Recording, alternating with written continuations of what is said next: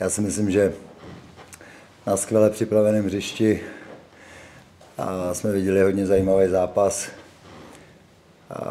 Měl jsem trošičku obavy po tom náročném režimu, ne, že bych chlapcům nevěřil, ale neměli jsme tu zkušenost, jakým způsobem budeme v 7 dnech v tom třetím zápase vypadat fyzicky.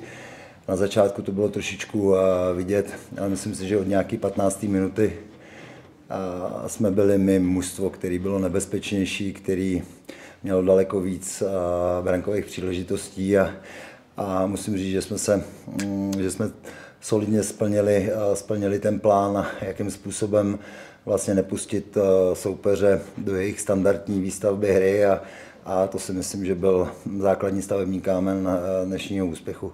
Jsem rád za chlapce, že před repre pauzou jsme vyhráli a budeme mít zase dost času na to se připravit na další těžké zápasy a věřím tomu, že si udržíme tu výkonnost, kterou teď máme a zlepšíme se ve finální fázi, která nás bohužel trápila i dneska.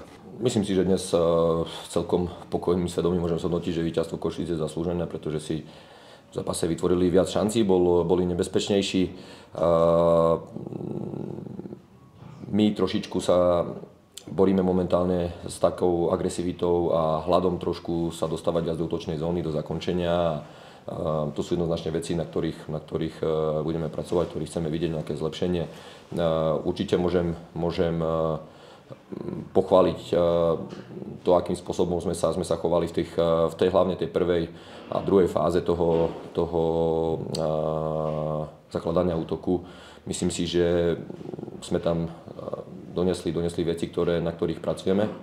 Že sme túto fázu trošičku zlepšili, dostávali sme sa viac za prvé 2 línie toho supera, ale potom či už aj vplyvom možno kvality výberu riešení sme sa do nejakých výraznejších šancí nedostávali, možno tam boli 2 v závere toho zápasu, kedy v tej 15-minútovke sme samozrejme aj vplyvom toho výsledku mali trošku navrch, kde sme v podstate jednu situáciu tam mali v pokutovom území po akcii cez pravú stranu Peťa Kovačíka a druhú situáciu po štandardke a centri do pokutového územia od Rola Galčíka.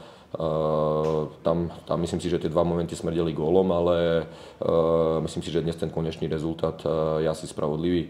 Na záver, čo k tomu poviem, lebo nerad niekedy vyzdvihujem jednotlivcov, ale dnes sme mali na ihrisku 3-4 za mňa exkluzívne výkony a